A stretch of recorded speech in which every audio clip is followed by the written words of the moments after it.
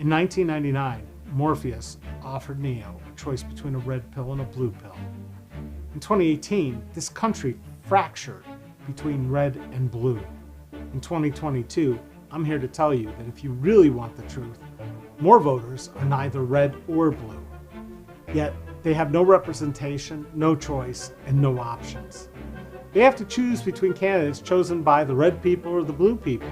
I'm David Esrati, and I'm running for Congress as an American, as in red, white, and blue. I'm a veteran, an activist, and a small businessman. I'm asking you to join me in reminding the professional politicians in Congress who their bosses are. I support ranked choice voting, campaign finance reform, and a verified voter information system, all so we can stop having the best politicians money can buy. It's time to elect a veteran who will work for you, no matter what color they want to label you. Please go to electesrati.com and learn more. I'm David Esrati, and I approve this message.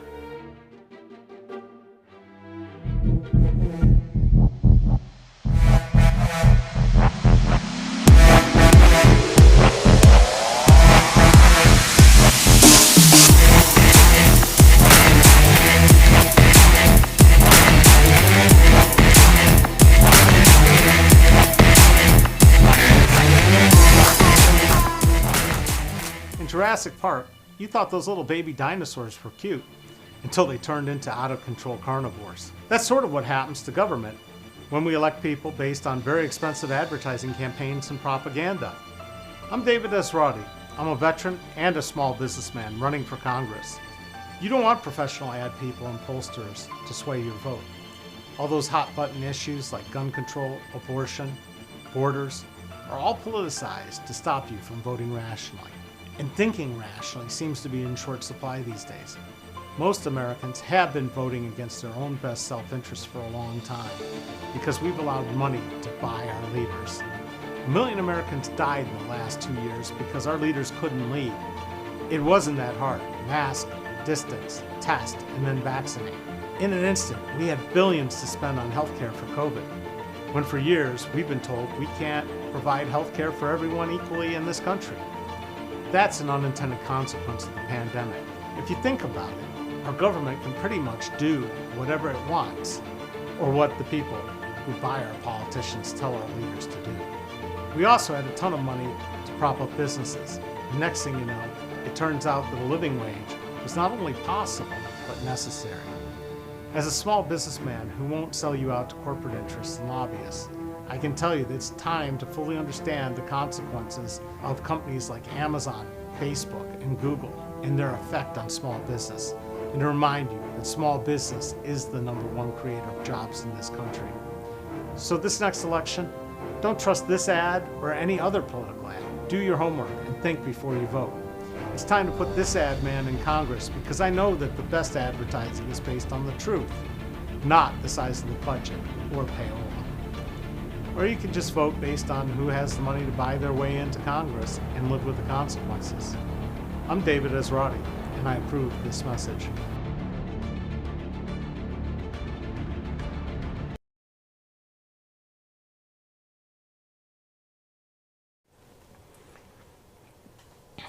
Hi, I'm David Esrati. I'm running for Congress. This is something different than any other politician you might find. I do this daily at 4 p.m. Some of you know that's why you're here. Some of you, this may be your first time. This is interactive. You can chat on the chat window and ask me questions, and I can respond.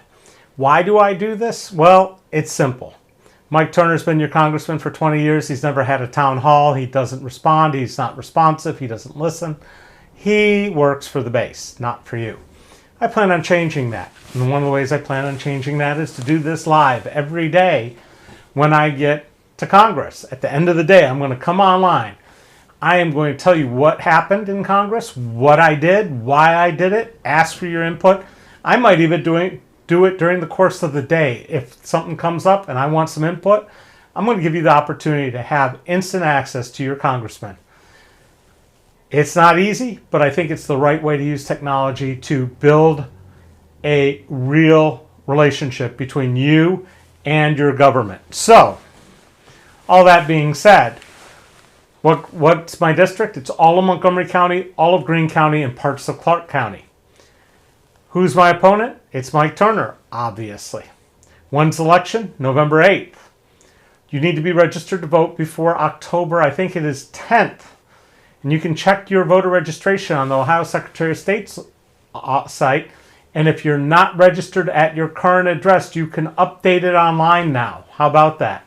If not, there's a form you fill out. You can get it at post offices, libraries, schools, government offices. Drop it in the mail and get your voter registration in.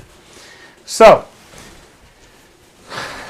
how many of you have ever watched Ted Lasso on Apple TV? You can go ahead and say so in the comments and I'll find out. I'm a little late to the game. It's already in season 3. A good friend of mine whose birthday it is today told me a while ago that she is into Ted Lasso and she loves it. What is Ted Lasso? What's the story? I'm going to give you a brief recap for those of you that haven't heard. And I'm going to explain to you how I feel it fits with our modern day politics, okay? So, storyline. Rich woman married to rich man who owns soccer club in Great Britain. He has a whole bunch of floozies come in. Finally, they get a divorce. She wins the team in the divorce. She wants to get back at him and says, the soccer club was the only thing he truly loved, and she's going to mess it up. So what does she do? This is the funny part. She goes and hires an American football coach who has never coached British football, soccer, in his life. And how does she pick him? Well, he won the Division II, NCAA Division II championship in his first year as coach. Now, likelihood of that happening is slim and none, and Slim's out of town, but that's the basis of the story. And she brings this coach over to the UK to coach, and she is instantly labeled, a horrible woman. He is named a wanker, and he doesn't quite know what any of this is. He doesn't know anything about soccer. But it turns out Ted Lasso knows something else. He knows how to be an optimist. All the time. Positive, optimist, happy, finds the beautiful things in life every single time. Tries to make things better. And what he has to do is take a club that hasn't been winning because of personnel issues. And when I say personnel issues, you can imagine when you have a pro sports team and you've got one guy who is a sort of a aged out old prima donna, the new young guy who's the great prima donna, and people from every culture, all kinds of countries coming together to play together on a team and not gelling. And Ted works on the human side, not so much on the sports side. And I got to admit, a lot of people think I'm too negative, that I'm always pointing out the negative things. I'm pointing out things that aren't right in our community or could be done better. And I often have solutions, or at least I'm making people aware of these things. But they say you're negative or you're critical or, blah, blah, blah. Well, sometimes, yeah, you got to be critical. Now, could I be better at managing these things? Probably, and I might be learning something from Ted. But what I want to say is sometimes we don't know who to listen to because we've been programmed to think, oh, soccer coach, only soccer coach knows about soccer. Oh, football coach, only football coach knows about football. Oh, politician, only politician knows how to be a politician.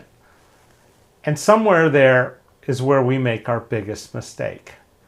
Because we were never supposed to have lifetime politicians.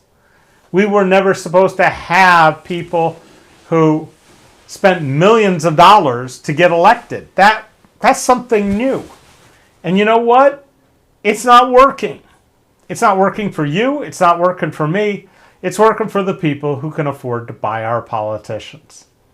So what happens if we elect Ted Lasso to Congress? What happens when he comes in to this deeply divided room of 434 other people who can't see eye to eye on anything? What does he do? What does he say to get these people on track and doing what they're supposed to do? And how can I be that person? Now you say, well, you don't have any experience and you're negative and you're critical and you're this and you're that. But what you don't know is my neighborhood once was deeply divided. We had a couple old guys that had been in the neighborhood for a long time that had a view of how our neighborhood was supposed to be. And they'd even labeled South Park's kind of different because part of it's historic and part of it's not. And they called part that wasn't historic, they called that the O zone. Now what that stood for, I never really found out, but it was like the others, the lowlifes. And we didn't even cross Main Street, which was Warren Street between Warren and Main, which was still in our neighborhood. But we'd go down there to clean up and we'd say, oh, these people, they don't take care of things, their trash is everywhere. Well, our trash was everywhere too. And their neighborhood wasn't as well kept or as nice because it was still very poor, like a good part of our neighborhood was. And these guys had the place divided, and they were even, when the election came up, paying people to register to vote, join the neighborhood organization so they could vote for them to get elected. And I took over from this. We used to have, every one of our neighborhood meetings went 2 or 3 hours, much like the Dayton School Board meetings, just on and on and on. And I ran for president and won. And the first thing I did was I instituted a real agenda with times and time limits and explained when we were going to talk about each subject and how long, and started with there and got the meetings down to an hour, and people started coming in. And guess what? Things got a lot more civil. Now, I might not be, Ted Lasso, or by same accounts, I've got to hand it to County Treasurer John McManus, who took a school board meeting with 50 people who had registered to speak and ran it like clockwork. That video is on my YouTube channel. And it was unbelievable compared to how Adil Bagirov would handle it. So there is a way to make people feel welcome. There is a way to recognize. And John would always follow, because he'd worked in the State House in Tennessee. He would say, I recognize you. And he'd thank them after they spoke. And if he'd recap what they said to make sure that they knew that he heard them.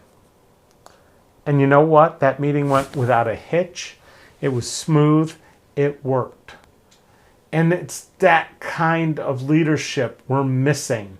Because all we're doing is pointing fingers and saying, oh, you did this. Oh, you did that. Look at what happened after President Biden's speech. He warned us of a divisive part of our country, of our community, of people that aren't agreeing that our election worked. And he's saying it's dangerous. And immediately they're saying he's dividing us. No, he's warning us that we have a problem that needs resolution. And the resolution really is much bigger than just Democrats versus Republicans or authoritarianism versus democracy. It's a matter of having a vision, a shared vision of what this country is supposed to do for its residents. And I think that is still not clear. I don't think any of these politicians know how to sell their brand of optimism or their brand of what a democracy looks like. Guess what business I'm in? I'm in the advertising business. In the advertising business, we help sell things. We help people have new feelings, new emotions about older products, services, make them feel like they need these things. So what is it that our people need? And I'm waiting for someone to comment here and pipe in. What is it that people need? Well, I can tell you a few things that lots of people have been talking about. Okay? So one is we need to stop having billionaires buy our politicians and figure out a way to stop money running our elections, having auctions instead of elections. Now, the people say, oh, just end Citizens United, turn that over.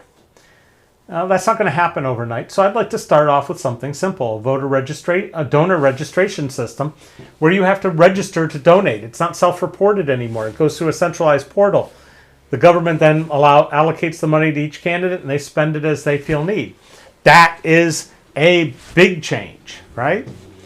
So that's one way. But I also think we need to create systems to inform voters of all the offices that they have responsibility for, from everything from county coroner, which I still don't know why we elect a coroner, all the way up to Congress.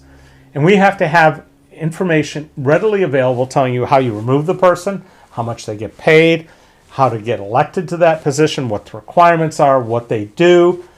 We need all those things easily and accessible. Then, I was just answering a poll for Vote Smart USA or something, which asked me a bunch of questions so you can see how well I align with you. Now, there are better systems out there than that even, and I think we need to expand upon that because spending $15 billion on getting people elected is crazy. $15 billion could do an awful lot of good for a whole lot of other things. So, that's number one. That's an idea. Now, a lot of people already know that people say, oh, healthcare for all is a big change and something that's necessary. And I agree, okay? There's no question about it. The problem is nobody understands how it would work, even though the government already has a healthcare system that's the largest in the country. And it, for the most part, works better than what you have. It's called the VA, and that's where I get my care. We can do anything when we're Americans and we put our minds to it. That's how we won World War II. I don't think we're putting our minds to it. I think we're more focused on beating each other over the head instead of winning the game. And what does winning the game mean?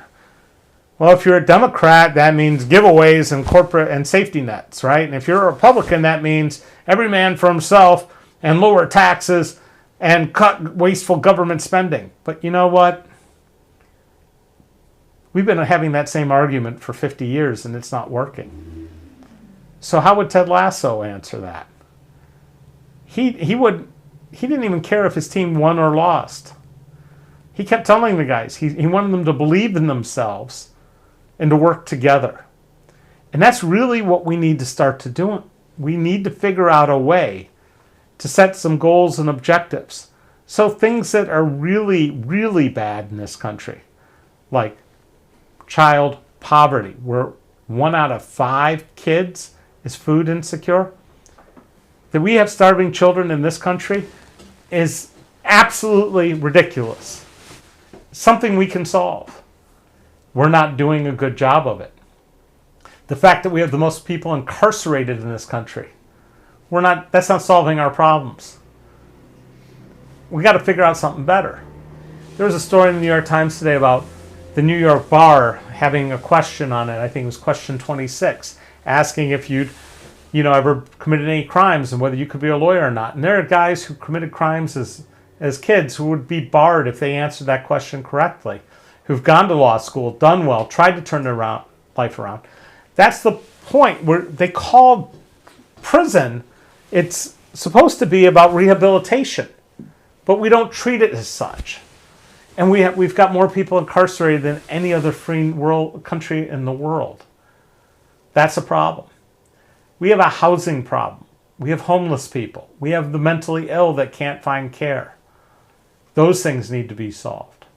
We are heavily dependent upon cars, which are expensive to get around, because we somehow bought this idea that everybody should have a 2-car garage and live in suburbia and have to drive 5 miles to a grocery store.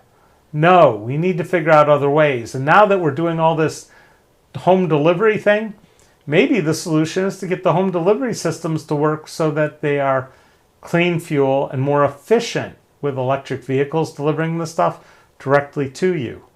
And we incentivize that. Maybe those are things we need to look at. But as long as we're concentrated on, oh, you're a Republican and I'm a Democrat and we're going to fight, we're never going to get anywhere. And maybe it's time to put some of those people in timeout until they can understand that they have to think of us as Team USA and not as Team Red, Team Blue. At least that's what Ted Lasso would try to do, but he wouldn't be so upfront about it because, one of the things that's weird is even though advertising manipulates people, people don't like to be manipulated. And that's what most political advertising is about. It's about, vote for me, vote for me. Me, I say Esrati wants you to think before you vote. That's what it says on my stickers.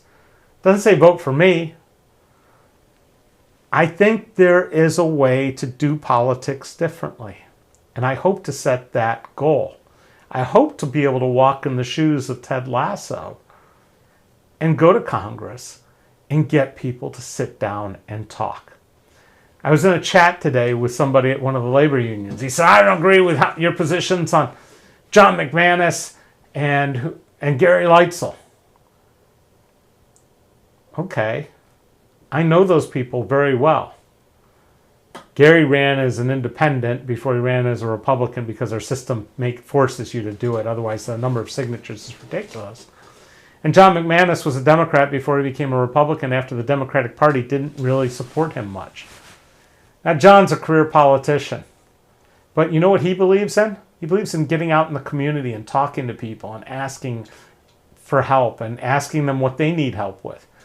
He is a really good politician and a good human being. And whether his label is R or D, the person he beat was actually a despicable human being.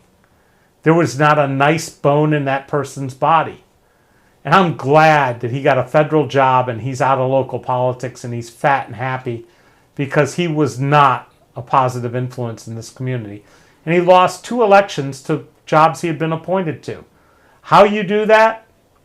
That's sometimes the voters get it right. So, I will stand by my friends Gary and John all day long because I actually knew the people they were running against. I know what's going on because I spend a lot of time trying to expose people who are doing things that are not right. When they pepper sprayed the second inmate in the Montgomery County Jail, I was just incensed. You don't pepper spray somebody point blank in restraints, ever. That's not what pepper spray is for. That's torture. And that jailer who should have gone to prison, Phil Plummer, is now possibly going to be the Speaker of the Ohio House. That's wrong. I know the difference between right and wrong. I know that when a search warrant is issued to Donald J. Trump to turn over, because he hasn't turned over the materials that he knew he had, which they found, that's not a raid, that's not unprecedented, that's applying the law equally. Mike Turner doesn't understand that. Maybe it's time that we put Mike Turner on the bench for a while until he can learn his manners. Anyway, if you haven't watched Ted Lasso on Apple TV, it's well worth it. It'll make you smile. It sort of reminds me of Happy Days in the 70s. A TV show that really didn't mean much, nor did it, have a whole lot of, it was positive. It was Happy Days. And I think we need to get back to that. One of the things I've seen that's really, this is nothing to do with politics.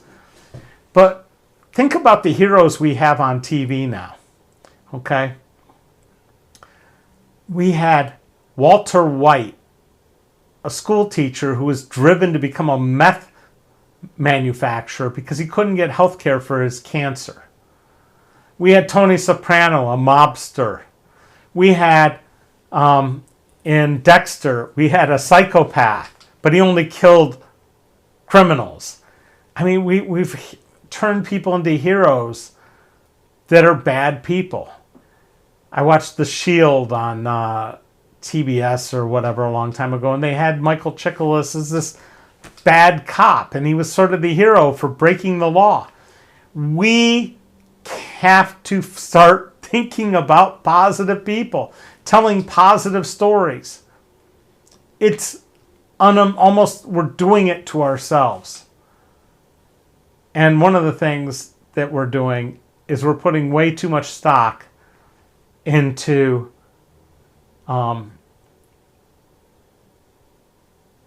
this idea that even if these politicians cooperate, they can make these things happen, because they can't. They can only make it happen if they get us to buy in.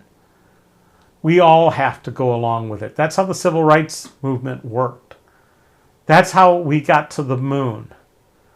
That's how America works. When we come together and we figure out how to turn factories that were building shock absorbers into making machine gun parts in World War II.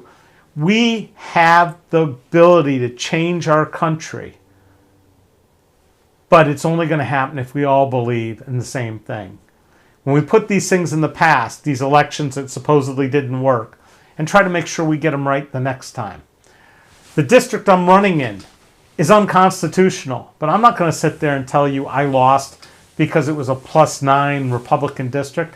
I'm going to tell you I lost because I didn't reach enough people, because I didn't tell the right story enough, because I didn't figure out how to get enough people to help me or donate to me to make this work. And that is going to require some of you to pitch in and help. And I'd like to say thank you for Jennifer for typing in a comment. And one of the things I've always told the kid I've been a big brother since he's been 10, I've told him nothing ever good happens after 11 o'clock out. 11 o'clock at night out. If you're not home by 11, it's not going to be good. Okay? And the second thing I told him was, you are judged by the company you keep. You are judged by the people you surround yourself with and who you choose to work with. And that's one of the reasons the endorsement of the Montgomery County Democratic Party means zero to me. Because that organization is dysfunctional. And it turns out does some things that are unlawful. But we'll get into that soon enough. I care about every one of you that's watching this, who's rooting for Ted Lasso. I want you to root for me too, and see if I can go and do something and make a difference and talk to people in a different way. I'm not sitting here telling you I can solve all your problems, but I can listen and I can work together with other people. I have to do it in my business. I've been in business for over 32 years, 33 years, and clients they don't spend their money with people that they don't like or don't do the job. So it's been hard, but I've been learning all these years. It's part of what makes me me. And I'm learning from Ted Lasso, and I hope you do too. So watch it and see what you think. If you got more questions or you want to talk about me to talk about a subject, put it in the comments. I see all of them. I'll respond. Tomorrow, we're going to have, if everything goes according to plan, we're going to have Average Joe here interviewing me or me interviewing him, and we're going to talk about a bit about that little ad campaign, which I hope you've checked out on our YouTube. It's in the shorts area. We got 2 spots up by Average Joe. And we're still working on some other people to come in. If you want to find out more, the website's been updated over the weekend quite a bit. Check out electesrati.com. It has a section called Updates. There are 2 new updates. One has all of Turner's donors, and one has something from the Ohio Democratic Party, which shows they didn't watch Ted Lasso and they still don't know how to work with people. But hey, and if you want to donate while you're there, go ahead and donate. It's pretty easy. But if you got a problem, you can always call the number 937-985-1312. You get me. You can email me at david@electesrati.com. And a couple other things. We've got a new person on staff. She'll be working at reaching out to some of you and working on raising money for us. And we'll have some other stuff coming soon. Remember, we still got those Shepherd Ferry posters that if you donate, you can get them. And we're going to have a new t-shirt if we get some more money in. It says, "Defund politicians, elections not auctions." So we'll see you again tomorrow at 4 p.m. Eastern Standard Time, same place, same time. We'll have Average Joe here, and we'll answer your questions together. So thank you so much for watching, and we'll see you tomorrow.